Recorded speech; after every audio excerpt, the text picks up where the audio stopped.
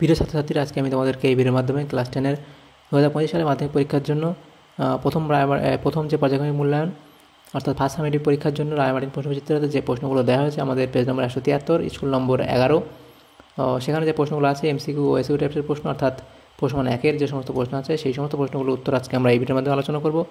ভিডিওটা শুরু থেকে শেষ অবধি অবশ্যই তোমরা দেখবে এবং চ্যানেল যদি নতুন হয়ে থাকে অবশ্যই চ্যানেলটাকে সাবস্ক্রাইব করে রাখবে পরবর্তী স্কুলের প্রশ্ন উত্তরগুলো পাওয়ার জন্য। এবং এর আগের যে স্কুলগুলো ছিল সেগুলোর প্রশ্ন উত্তর আমরা অলরেডি চ্যানেলে আপলোড করে দিয়েছি, তোমরা প্লে লিস্ট থেকে সেই প্রশ্ন উত্তরগুলো সেখান থেকে দেখে নিতে পারবে।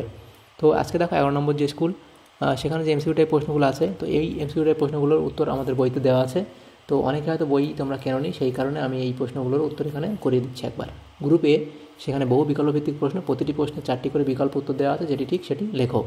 প্রথম প্রশ্ন বলা আছে সিএফসি এর প্রধান উৎস হলো, সিএফসি এর প্রধান উৎস হলো এখানে রেফ্রিজারেটর, জলাভূমি, কৃষি জমি এবং যানবাহন। তো এগুলোর মধ্যে এটা হবে অপশান এ, রেফ্রিজারেটর। নেক্সট প্রশ্ন, কোন সম্পর্কটি একটি আদর্শ গ্যাসের ক্ষেত্রে প্রযোজ্য? কোন সম্পর্কটি একটি আদর্শ গ্যাসের জন্য প্রযোজ্য? এটা হলো V/T = ধ্রুবক। নেক্সট প্রশ্ন, উত্তল দর্পণ সর্বদা কী ধরনের প্রতিবিম্ব গঠন করে? উত্তল দর্পণ সর্বদা কী ধরনের প্রতিবিম্ব গঠন করে? এটা হবে অপশান এ, অর্থাৎ অসৎ প্রতিবিম্ব গঠন করে। আচ্ছা, নেক্সট প্রশ্ন বলা আছে চোখের কর্নিয়া সংরক্ষণে ব্যবহৃত হয়। চোখের কর্নিয়া সংরক্ষণ ব্যবহৃত হয়, অপশান সি তোমাদের সঠিক উত্তর হবে N2।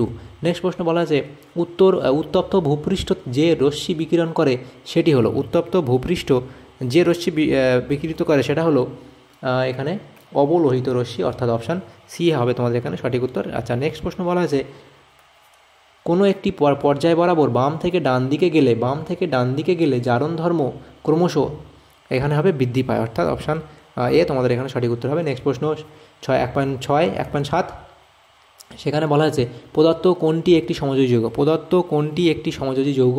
তো দেখো এখানে সমযোজী যৌগ আমাদেরকে দেখতে হবে, এই সমযোজী যৌগ হলো HF, অর্থাৎ অপশান সি হবে তোমাদের এখানে সঠিক উত্তর। তাহলে এমসিকিউ টাইপ প্রশ্নগুলো এখানে হয়ে গেল। নেক্সট দেখো আমাদের গ্রুপ বি এর মধ্যে যে প্রশ্ন আছে, এখানে 9টা প্রশ্ন উত্তর আমাদের করতে হবে, 1 নম্বর করে 9 নম্বর। নিম্নলিখিত প্রশ্নগুলি উত্তর দাও, বিকল্প প্রশ্নগুলি লক্ষণীয়। তো এখানে 2.1-এর দাগের যে প্রশ্ন ছিল সেখানে কী বলা আছে, বায়ুমণ্ডলের কোন স্তরে ঝড় বৃষ্টি ইত্যাদি প্রাকৃতিক ঘটনা ঘটে? বায়ুমণ্ডলের কোন স্তরে ঝড় বৃষ্টি এরকম প্রাকৃতিক ঘটনা ঘটে? তো এখানে তোমাদের হবে ট্রোপোস্ফিয়ার। তো এটা উত্তর হবে ট্রোপোস্ফিয়ার।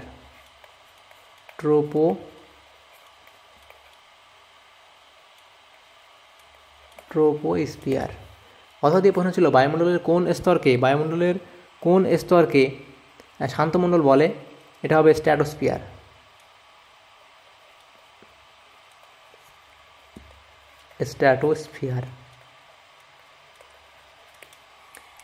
আচ্ছা, নেক্সট প্রশ্ন কী বলা আছে 2.2, শূন্যস্থান পূরণ করো। 2.2-এ কী বলা আছে, শূন্যস্থান পূরণ করো। মিথেনের তাপন মূল্য পেট্রোল অপেক্ষা এটা হবে কম। নেক্সট প্রশ্ন বলা আছে চার্লসের সূত্রে VT ডিগ্রি সেলসিয়াস লেখচিত্র ভি অক্ষকে 0y বিন্দুতে ছেদ করে। ওয়াই কি প্রকাশ করে? তো ওয়াই কি প্রকাশ করে? এটা হবে ওয়াই এখানে চাপকে প্রকাশ করে। নেক্সট প্রশ্ন 2.4, পরম শূন্য উষ্ণতার মান গ্যাসের ভর, আয়তন বা চাপের সঙ্গে কিভাবে নির্ভরশীল? তো এটা এখানে তোমাদের হবে নির্ভরশীল, এভাবে এটা হয় V=T। নেক্সট প্রশ্ন অথবা দিয়ে বয়লের সূত্রে পি এর সঙ্গে 1/v এর পরিবর্তনের লেখচিত্রটি কী রূপ? তো এই লেখচিত্রটা হবে এখানে, আমরা এখানে এটাকে দিই, এটা এরকম তোমাদের মূলবিন্দুগামী হবে।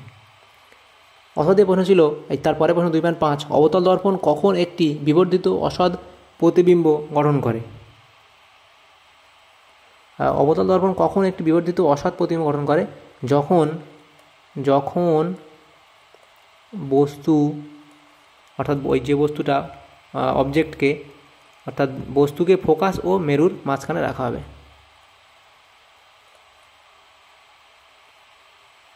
ফোকাস ও মেরুতে রাখা হবে তখন। নেক্সট প্রশ্ন, ক্যামেরায় গঠিত প্রতিবিম্বের বৈশিষ্ট্য কী? ক্যামেরায় গঠিত প্রতিবিম্বের বৈশিষ্ট্য হলো সৎ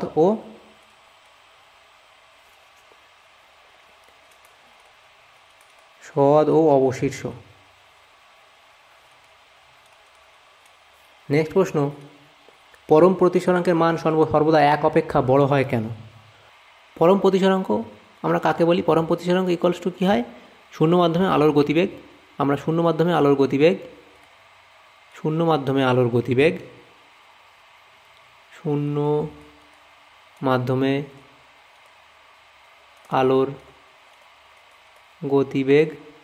আমরা এটাকে সি ধরলাম। শূন্য মাধ্যমে আলোর গতিবেগ বাই সেই মাধ্যমে আলোর গতিবেগ সেই মাধ্যমে আলোর গতিবেগ